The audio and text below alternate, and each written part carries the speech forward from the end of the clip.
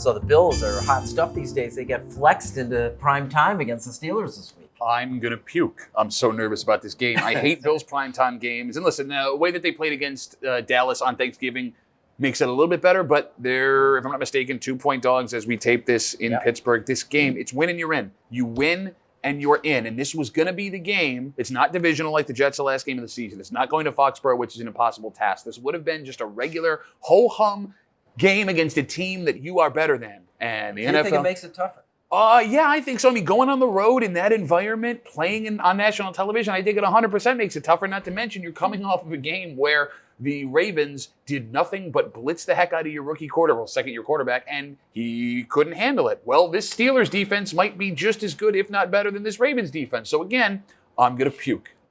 First thing I thought of when I saw, especially when the line came out, is that this is the classic case of the national perception that the Pittsburgh Steelers have an identity that the Bills don't.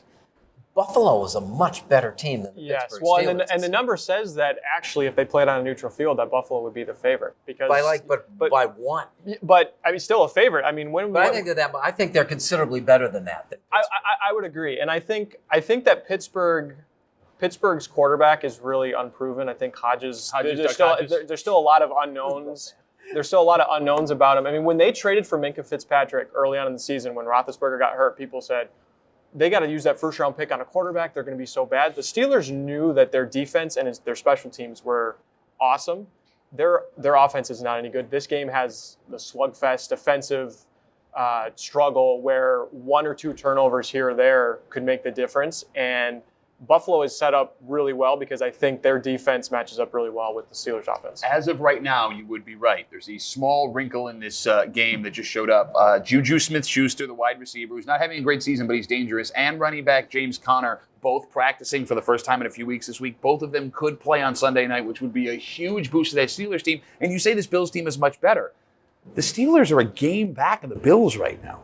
And it's not like they've played the schedule that Buffalo's played. I still think Buffalo can handle business. They are a better team. I think I can't even say they're a better coach, though, because the job that Tomlin has done this season with what he's had at his fingertips is really impressive.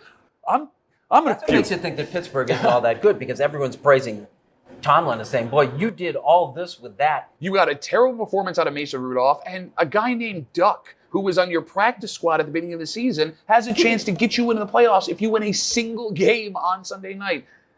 I don't like the way this is all lined up, the way that it has to be. I'm looking forward to it because in an age where everybody's scoring points, the Ravens score a ton of points. The Bills did a good job last week against Lamar Jackson. The Niners and Saints got together and scored over 90 combined points. This game has like a 13-10, 17-13 type of feel to it.